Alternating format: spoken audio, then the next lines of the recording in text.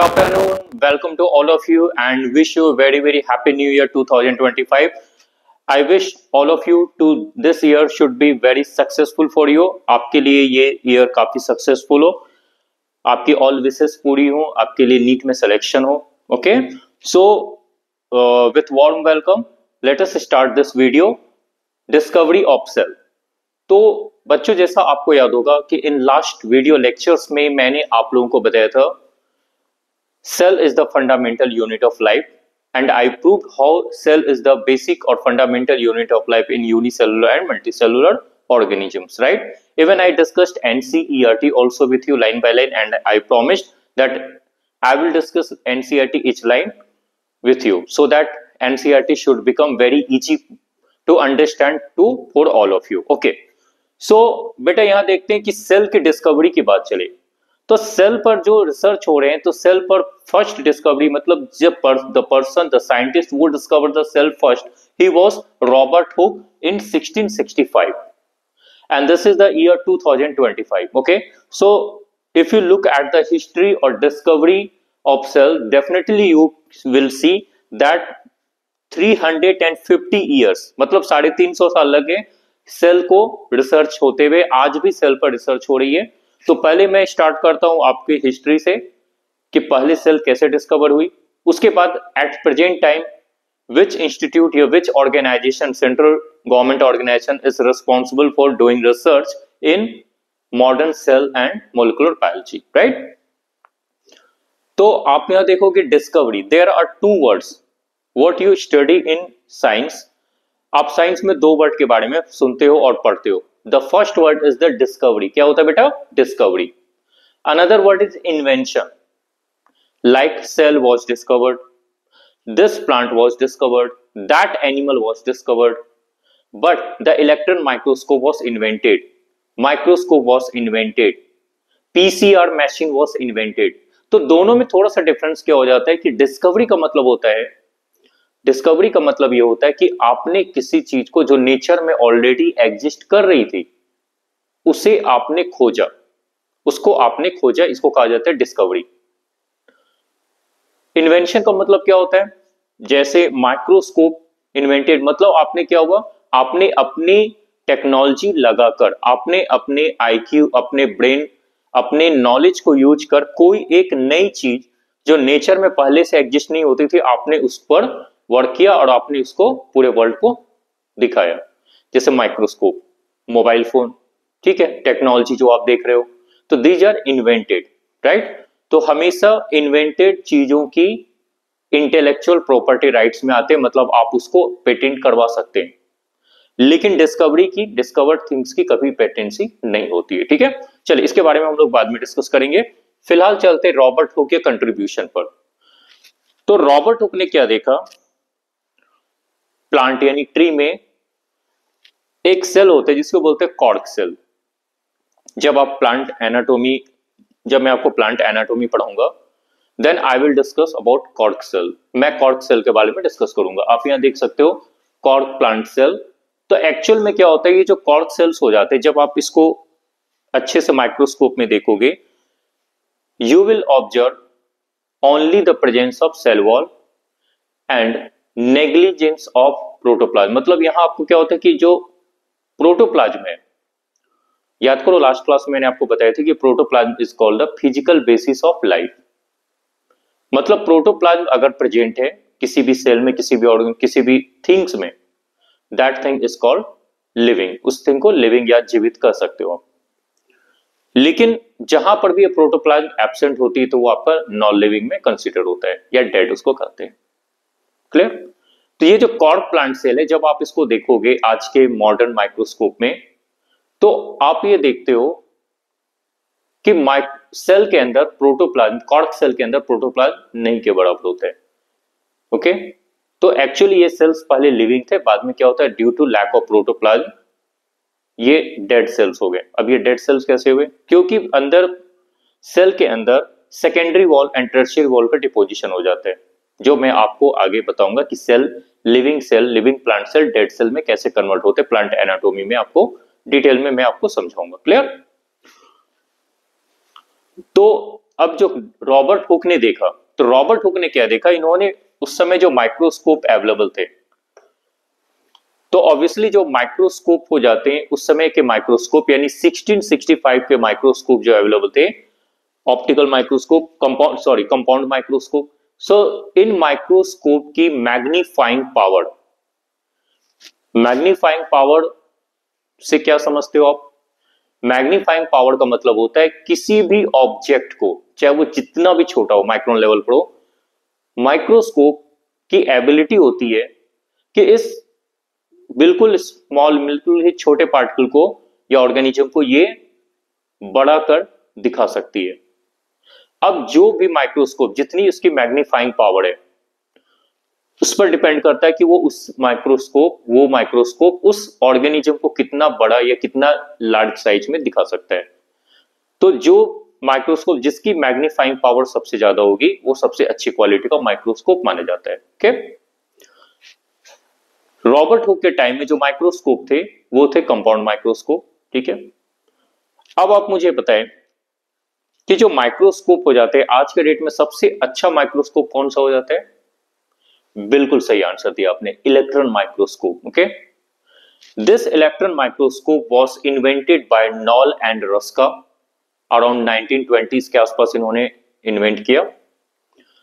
1950 आते आते electron microscope पूरे वर्ल्ड के लगभग जितने भी डेवलप्ड कंट्रीज थे उसमें वैज्ञानिक, रिसर्च साइंटिस्ट को यूटिलाइज करने लग गए बायोलॉजिकल एक्सपेरिमेंट के लिए। ठीक है, तो आज आप देखोगे जो इलेक्ट्रॉन माइक्रोस्कोप हो जाती है उसकी मैग्नीफाइंग पावर 1 लाख टाइम्स होती है, मतलब 1 लाख गुना वो चीजों को बड़ा करके दिखा सकता है।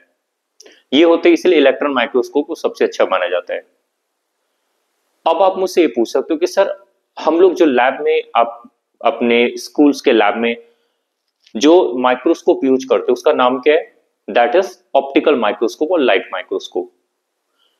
आपने देखा होगा लेंस के पास 10x, 20x, 40x इस तरह से बनाए होते हैं, मतलब मैग्नीफाइंग पावर को आप इंक्रीज करोगे ताकि आप चीजों को और बड़े अच्छे से देख सकते हो। ठीक है, तो बेटा उस समय जो माइक्रोस्कोप से, तो इन्होंने क्या देखा, उन्होंने माइक्रोस्कोप की स्लाइड पर, थिन स्लाइड जो आपकी लेंस हो जाती है, उस पर आपने क्या देखा, यहां पर सेल्स को देखा। तो एक्चुअली रॉबर्ट हुक ने सेल देखा, लेकिन वो दो cells were actually dead cells and there was only presence of cell wall. यहां सारे के सारे क्या थे, यहां पर केवल सेल वॉल्स ही प्रेजेंट थे। आप देख सकते हो ये सेल वॉल है ना। तो अगर ये पूछा जाए कि वो डिस्कवर्ड सेल वॉल, तो आपका आंसर अगर आप देते हो रॉबर्ट हुक, तो it's not a wrong answer. Okay, ये रॉन्ग आंसर नहीं है, क्योंकि सेल वॉल को ही एक्चुअल में रॉबर्ट हुक ने देखा था। लेकिन फिर भी जब आपसे ये क्वेश्चन पूछा जाता है कि वो डिस्कवर्ड द सेल फर्स्ट, चाहे वो लिविंग हो या डेड हो, इट डजंट मैटर, तो you should answer Robert Hooke discovered cell. Robert Hooke ने 1665 में सबसे पहले सेल को डिस्कवर किया, मतलब सेल को सबसे पहले देखा। तो जिस सेल को देखा वो क्या थे, दो cells were actually cork plant cells and dead cells, right. he observed the cell wall actually। तो इन्होंने अपनी लैंग्वेज में इन सारे कंपार्टमेंट्स को, जैसे आप देखोगे यहाँ पे इसको कहा जाता है कंपार्टमेंट 1 2 3 4 5 6 7 8 9 10 11 12 13। तो आप ये देखो, ये मैंने इसको नंबरिंग कर दिया। सो इन सबको उन्होंने सेलुलर कंपार्टमेंट्स नाम दिया। इसको अपनी भाषा में, ग्रीक टर्म में इसको नाम दिया सेलुले या कंपार्टमेंट्स। यही सेलुले आगे चलकर ब्रिटिश वैज्ञानिकों ने इसे करेक्ट किया और इसका नाम दे दिया सेल। ओके, सेलुले को ही सेल कहा जाता है। तो रॉबर्ट हुक ने जो कुछ भी एक्सपेरिमेंट किया, what ever he observe under the microscope में जो कुछ भी उन्होंने देखा, उन सारे एक्सपेरिमेंट्स को एक बुक में लिखा जिसका नाम है माइक्रोग्राफिया। इस बुक का नाम आप याद रखेंगे, माइक्रोग्राफिया। आज माइक्रोग्राफिया की ओरिजिनल वर्जन नहीं है, खो चुकी है कहीं, लेकिन ब्रिटिश म्यूजियम में आज इसकी डुप्लीकेट कॉपी रखी गई है माइक्रोग्राफिया की, ठीक है। तो इतना काफी है। वैसे बहुत सारी चीज है, जॉनसन जैनसन के एक्सपेरिमेंट है, डुजार्डिन का एक्सपेरिमेंट है, सैडको है प्रोटोप्लाज्म में। तो अभी इनकी जरूरत नहीं है आप लोगों के लिए, ना क्लास 11th में ना तो नीट के लिए। तो आपकी जो सिलेबस से रिलेटेड है, जो नीट से रिलेटेड है, क्लास 11 से रिलेटेड है, इस पर ज्यादा आप फोकस करें। जो रिलेवेंट पॉइंट्स है उसको मैं आपको डिटेल में डिस्कस करता हूं, राइट। तो रॉबर्ट हुक का एक्सपेरिमेंट हो गया, माइक्रोग्राफिया लिख दी गई। अब इसमें क्या होता है कि जो रॉबर्ट हुक ने सेल देखा, देज were actually yes dead cells, ये सारे डेड सेल्स थे। तो 1673 में एक साइंटिस्ट थे, इनकी अपनी शॉप थी, अपनी दुकान थी माइक्रोस्कोप की। ये माइक्रोस्कोप परचेज करते थे और सेल करते थे, ठीक है। इनका नाम था एंटोन वॉन ल्यूवेनहॉक, ठीक है। इस साइंटिस्ट को फादर ऑफ बैक्टीरियोलॉजी भी कहा जाता है, फादर ऑफ बैक्टीरियोलॉजी, मतलब जीवाणु विज्ञान के जनक, हिंदी में अगर बात की जाए तो। कुछ साइंटिस्ट इनको फादर ऑफ माइक्रोबायोलॉजी भी कहते हैं, but most of the scientist believe that Lewis pasture is the father of microbiology, okay. इन्होंने बैक्टीरिया पर काफी काम किया। तो ल्यूवेनहॉक क्या करते थे, माइक्रोस्कोप में इन्होंने जैसे पॉन्ड के वाटर को ले लिया, एक ड्रॉप पॉन्ड वाटर इसके स्लाइड पर डाल दिया और माइक्रोस्कोप में इसको ऑब्जर्व किया। So what he observe, he observe some moving substances, मतलब मूविंग लिविंग ऑर्गेनिजम्स को इन्होंने ऑब्जर्व किया। फिर इन्होंने प्रोटोजोआ देखा। इन्होंने क्या देखा, इन्होंने स्पर्म सेल्स लिए, स्पर्मेटोजोआ, उसको देखा, ऑब्जर्व किया। उसके बाद बैक्टीरिया पर ऑलरेडी इन्होंने काफी काम किया था, इसलिए इसको कहा जाता है, इनको कहा जाता है फादर ऑफ बैक्टीरियोलॉजी, क्लियर। तो आरबीसी, स्पर्मेटोजोआ, प्रोटोजोआ, इन पर रिसर्च करते गए, इनको ला करके जहां भी मिलता था इनको देखते थे, ऑब्जर्व करते थे। तो जब लिविंग कोई ऑर्गेनिज्म जब मूव कर रहा है, obviously that may be the living state में ये सारे ऑर्गेनिज्म है, तो ये कहा जाता है Anton von Leeuwenhoek was the first scientist who discovered the living cells। मतलब एंटोन वॉन ल्यूवेनहॉक ने पहली बार लिविंग सेल्स को डिस्कवर किया। तो यहां देखिए मैंने लिखा हुआ डिस्कवर्ड लिविंग सेल्स फर्स्ट। अब आपसे यदि क्वेश्चन ऐसा पूछ दिया गया, वो डिस्कवर्ड द सेल फर्स्ट, तो आपका आंसर क्या होना चाहिए, यस रॉबर्ट हुक। लेकिन अगर क्वेश्चन ऐसा आता है who discovered the living cells first, तो आपका आंसर क्या होना चाहिए बच्चों, very good answer, Anton von Leeuwenhoek. उसी तरह से 1831 का टाइम आया जिसमें, तो अब क्या होता है कि ये जो 19th सेंचुरी आ गई, तो इस 19th सेंचुरी में लोग सेल के ऊपर थोड़ा काम करने लगे, ठीक है। तो सेल को जब माइक्रोस्कोप भी अच्छी क्वालिटी के धीरे धीरे डेवलप होने लगे, इन्वेंट होने लगे अच्छी क्वालिटी के माइक्रोस्कोप। अभी तक इलेक्ट्रॉन माइक्रोस्कोप नहीं आई थी, इलेक्ट्रॉन माइक्रोस्कोप 1950s के अराउंड यूज में आने लगी, 1920s के आसपास इसको इन्वेंट किया गया था, ओके। तो बेटा यहां देखिए रॉबर्ट ब्राउन, अब कुछ बच्चे यहां कंफ्यूज होते हैं रॉबर्ट ब्राउन और रॉबर्ट हुक, तो यहां बेटा ये नाम डिफरेंट है, रॉबर्ट ब्राउन है। रॉबर्ट ब्राउन ने क्या डिस्कवर किया था, ऑर्किड प्लांट के रूट के सेल्स को इन्होंने कट करके माइक्रोस्कोप में देखा। अब जो ये ऑर्किड प्लांट हो जाती है, ये यूकैरियोटिक है, जितने भी प्लांट्स हो जाते हैं सारे के सारे क्या हो जाते हैं, सारे के सारे यूकैरियोटिक सेल होते हैं। अब आप पूछोगे सर यूकैरियोटिक क्या है, तो बेटा यूकैरियोटिक प्रोकैरियोटिक मैं आपको आगे डिटेल में पढ़ाऊंगा। थोड़ा भी बता देता हूं कि ऐसे सारे सेल्स जिसमें एक न्यूक्लियस प्रेजेंट हो, मतलब डबल मेम्ब्रेन वाला न्यूक्लियस, जो आपने क्लास 9th में पढ़ा था, न्यूक्लियस प्रेजेंट हो, वे सारे सेल्स कहलाते हैं यूकैरियोटिक सेल। और जिस सेल में भी न्यूक्लियस एब्सेंट होता है, जैसे बैक्टीरिया के सेल्स, इनको कहा जाता है प्रोकैरियोटिक सेल। क्लियर, अभी तक के लिए आप इतना समझें, आगे आपको डिटेल में सारी चीजों को मैं डिस्कस करूंगा। तो रॉबर्ट ब्राउन नाम के साइंटिस्ट ने 1831 में रूट के ऑर्किड सेल्स में पेरिफेरल रीजन में, चूंकि प्लांट सेल है तो पेरिफेरल इनसाइड रीजन में एक डबल मेम्ब्रेन स्ट्रक्चर देखिए जिसको कहा जाता है न्यूक्लियस। तो nucleus was discovered by Robert brown इन 1831, ये आपको याद रखना है। क्लियर? 1838 और 1838 में दो फेमस साइंटिस्ट थे, एक का नाम था मैथ्यू श्लाइडन, ये जर्मनी के बॉटनिस्ट, बॉटनिस्ट मतलब जो प्लांट पर काम करते हैं, रिसर्च करते हैं, उनको कहा जाता है बॉटनिस्ट। ओके, जियोलॉजिस्ट थियोडोर श्वान, एक उस समय के फेमस ब्रिटिश जियोलॉजिस्ट थे जिनका नाम था थियोडोर श्वान। हाँ, अब कुछ बच्चे बोलोगे सर हमने एनसीईआरटी में इन दोनों का नाम पहले भी पढ़ा है, कहां पढ़ा है बेटा? Very good, cell theory. Cell theory इन दोनों ने मिलकर दी थी, जिसको कि आगे अगले वीडियो में मैं आपको डिस्कस करूंगा। तो बेटा मैथ्यू श्लाइडेन और थियोडोर श्वान ये दोनों सेल पर काम कर रहे थे, क्योंकि देखो क्या था ना कि दोनों साइंटिस्ट बॉटनिस्ट और जियोलॉजिस्ट होने के कारण ये जानना चाहते थे कि जो जितने भी प्लांट्स हैं, जितने भी एनिमल्स हैं, वो फाइनली किस चीज के बने हैं। तब साइंटिस्ट है तो क्यूरियोसिटी ज्यादा होती है इनके अंदर, जानना चाहते हैं किस चीज के बनी है। जैसे आप लोग जानना चाहते हो सेल के बारे में, आप लोग जानना चाहते हो नीट के बारे में, कितने तरह के क्वेश्चंस आते हैं, बायोलॉजी को अच्छे से जानना चाहते हो।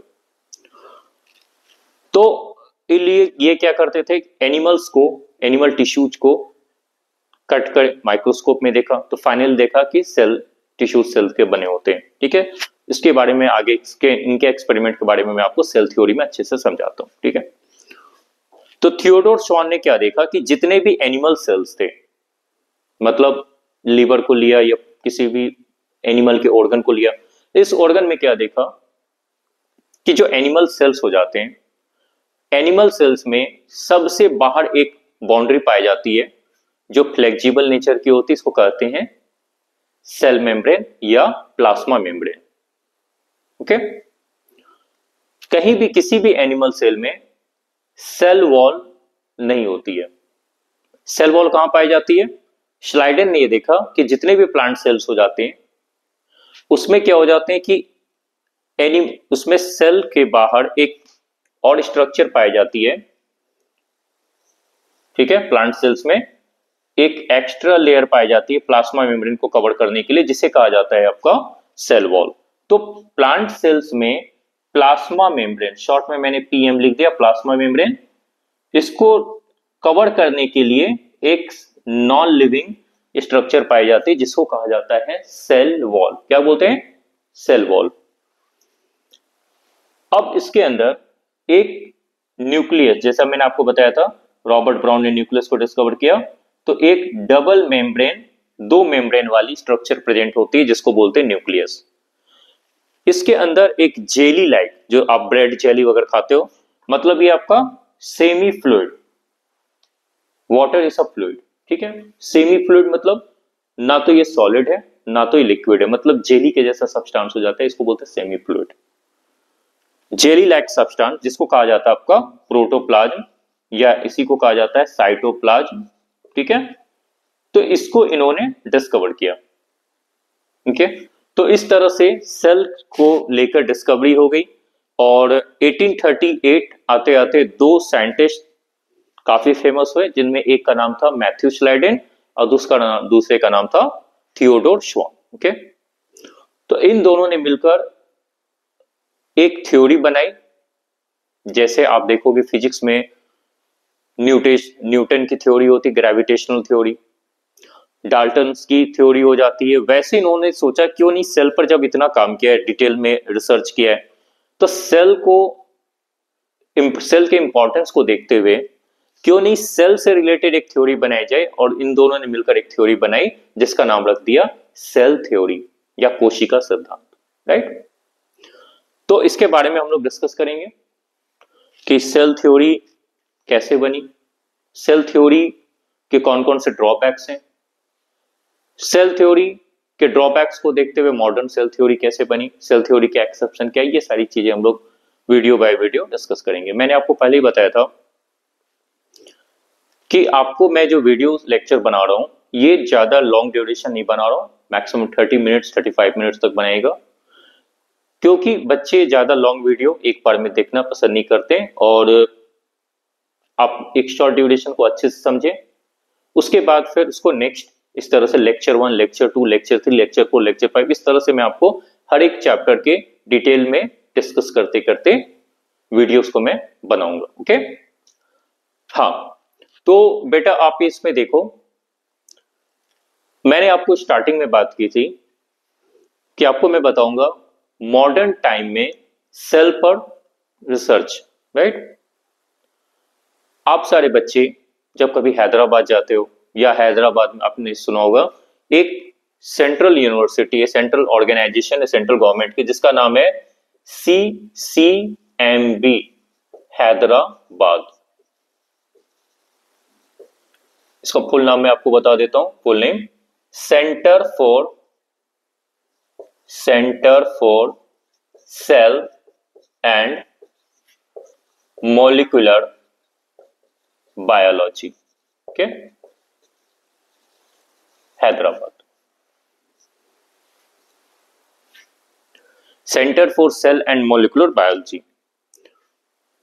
यहां पर हर तरह के सेल को और सेल के अंदर होने वाली सारी इवेंट्स, इसको बोलते हैं मॉलिक्यूलर इवेंट्स, उनको स्टडी किया जाता है काफी डिटेल में। तो आज के समय में साइंस एंड टेक्नोलॉजी काफी डेवलप है। इलेक्ट्रॉन माइक्रोस्कोप की हेल्प से और भी न्यू रिसेंट जितनी भी टेक्नोलॉजी, उनकी मदद से सेल को काफी अच्छे से डिस्कस किया जाता है, डिटेल में स्टडी किया जाता है। तो सेल को डिटेल में स्टडी क्यों किया जाता है, इसके बारे में आपको पहले ही मैंने बता दिया था, because cell is the fundamental unit of life. तो जब आप फंडामेंटल यूनिट को आप समझ लेंगे तो डेफिनेटली आप ऑर्गन सिस्टम के को इजीली समझ सकते हो। तो जब भी कोई नए ड्रग्स इन्वेंट किए जाते हैं तो उस ड्रग्स का पहले क्लिनिकल ट्रायल होता है।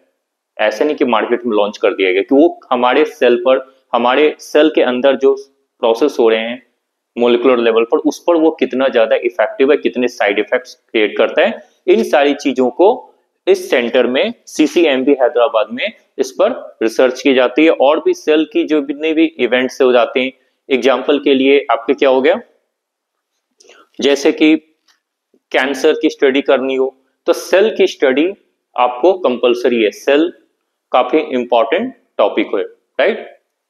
इसलिए मैंने आपको सेल से स्टार्ट किया, क्योंकि जब आप सेल को अच्छे से समझ लोगे definitely you can understand other related chapters. आप क्लास 12th में मॉलिक्यूलर बायोलॉजी आपको पढ़नी है, तो क्लास 11th में जो सेल है, इस सेल का कॉन्सेप्ट आपको अच्छे से पता होना चाहिए, तभी आप क्लास 12th में मॉलिक्यूलर बायोलॉजी को इजीली समझ सकते हो, राइट। तो अब इसमें बात हो जाती है, सर स्टडी ऑफ सेल, मतलब सेल की स्टडी को क्या कहा जाएगा। तो आपको मैंने कहा था, याद करो लेक्चर 1 में, there are two words, one word is cytology, another word is cell biology, right. तो साइटोलॉजी एंड सेल बायोलॉजी दोनों में डिफरेंस क्या होते हैं। तो बेटा यहां देखिए क्या हो जाता है, when we study cell, study of cell is called cytology. Father of cytology is Robert Hooke. Robert Hooke ने साइटोलॉजी का जनक या फादर कहे जाते हैं। Cytology, study of cells. Okay, एक और वर्ड है इससे रिलेटेड जिसका नाम होता है आपका सेल बायोलॉजी। बच्चे बहुत सारे रेफरेंस बुक भी यूज करते हैं, वेरी गुड। तो साइटोलॉजी और सेल बायोलॉजी में फिर डिफरेंस क्या होगी, जब दोनों में तो सेल ही स्टडी करते हैं। साइटोलॉजी मींस सेल को जब आप सुपरफिशियली स्टडी करते हो, जैसे टाइप्स ऑफ सेल, सेल के स्ट्रक्चर, सेल के शेप एंड साइज, जो कि आगे मैं वीडियो लेक्चर में डिस्कस भी करूंगा। सेल के डिफरेंट डिफरेंट शेप होते हैं, साइज होते हैं, है ना, लेंथ हो जाती है, सबको बारे में डिस्कस करते हो। तो इस तरह से जब आप स्टडी करते हो सेल को, दैट इज कॉल्ड साइटोलॉजी। लेकिन सेल के अंदर जो मोलिकुलर इवेंट्स हो रहे हैं, जैसे न्यूक्लियस में डीएनए रेप्लिकेशन, ट्रांसक्रिप्शन, साइटोप्लाज्म में ट्रांसलेशन यानी प्रोटीन सिंथेसिस का मैकेनिज्म, न्यूक्लियस के अंदर जेनेटिक कंट्रोल मैकेनिज्म, मतलब फिजियोलॉजिकल एस्पेक्ट या मोलिकुलर एस्पेक्ट जब आप सेल के अंदर स्टडी करते हो, that branch of biology is called cell biology. Clear. तो ये दोनों चीजें आपको डिफरेंस आपको पता होनी चाहिए। साइटोलॉजी के फादर क्या कहा जाएगा, किनको कहा जाएगा, Yes, father of cytology is called, yes, very good, Robert Hooke. Okay, याद रखना यहां पर फादर वर्ड यूज होते हैं, मदर वर्ड यूज नहीं होते हैं। बायोलॉजी में आपको फादर मतलब जिसने किसी पर्टिकुलर ब्रांच को स्टार्ट किया। दूसरा, सन की जगह डाटर, जैसे daughter cells, parental cell, daughter cell, तो ये दो वर्ड आपको बायोलॉजी में यूज किए जाते हैं। ठीक है, तो इस वीडियो में जैसे मैंने आपको सेल की डिस्कवरी के बारे में बताया, अब अगले वीडियो में मैं आपको डिस्कस करूंगा सेल थ्योरी, इसके बारे में थोड़ा अच्छे से एक्सप्लेन करूंगा, मैं आपको डिटेल में एक्सप्लेन करूंगा मॉडर्न सेल थ्योरी। और उसके बाद जैसे एनसीईआरटी की सीक्वेंस है, an overview of cell, size of cell, shape of cell, ठीक है, एक एक करके आपको सेल के बहुत सारे शॉर्ट ड्यूरेशन मतलब 30 मिनट्स, 25 मिनट, 30 मिनट, 35 मिनट्स के वीडियो लेक्चर्स आपको मिलेंगे। सो आप सारे बच्चे मुझे बताएं कमेंट्स में कि आपको क्या रिक्वायरमेंट है, राइट। मैं कोशिश ये करता हूं, जैसे मुझे लास्ट वीडियो लेक्चर में बताया था कि सर आप लेक्चर अच्छे समझ में आ रहा, थोड़ी सी स्पीड आप स्लो कर दो। कोई नहीं, मैंने थोड़ी सी स्पीड स्लो कर दी और मैं अपने वीडियो में स्पीड को थोड़ी सी स्लो रखता हूं, so that all of you can understand biology in easy way. क्योंकि मेरा अल्टीमेट पर्पस यही है कि बायोलॉजी आपके लिए बिल्कुल एक तो डिटेल एक्सप्लेनेशन हो, क्योंकि टाइम की कोई कमी नहीं है। जब मैं ऑफलाइन लेक्चर्स लेता हूं कोचिंग इंस्टीट्यूट्स में, तो वहां पर टाइम की कमी होती है, within a short time I have to complete the lectures, तो वहां टाइम की ड्यूरेशन है कि इतने टाइम में ही सेल को कंप्लीट करना है, तो वहां डिटेल एक्सप्लेनेशन पॉसिबल नहीं होता है। इवन आप बच्चे ये भी देखोगे कि जब आप ऑफलाइन क्लासेस लेते हो, चाहे स्कूल में या आप कहीं कोचिंग में कहीं जाते हो, तो वहां पर टीचर के पास टाइम नहीं होता कि टीचर आपको डिटेल में चीजों को अच्छे से समझा सके, क्योंकि टाइम आर लिमिटेड। लेकिन चूंकि ये वीडियो लेक्चर यहाँ पर I have no limitation of time, ये आपको खुद का ऐप है, खुद का यूट्यूब चैनल है, तो आप इस पर अच्छे तरीके से अच्छे से रिलैक्स वे में समझ सकते हो, जब चाहो आप वीडियो को देख सकते हो। इसलिए मैंने आपकी हेल्प के लिए, आपके पर्सनल हेल्प के लिए इस वीडियो, ये सारे वीडियो को मैं बना रहा हूँ कंप्लीट।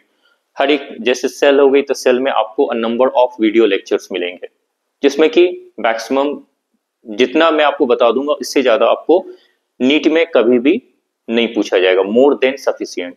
ओके, सो मिलते हैं अब हम लोग नेक्स्ट वीडियो लेक्चर में। Once again wish you happy new year, okay, and enjoy the day and start preparing and take seriously this year for your competitive examination. Okay, thank you, have a good day, and enjoy your new year celebration all of you.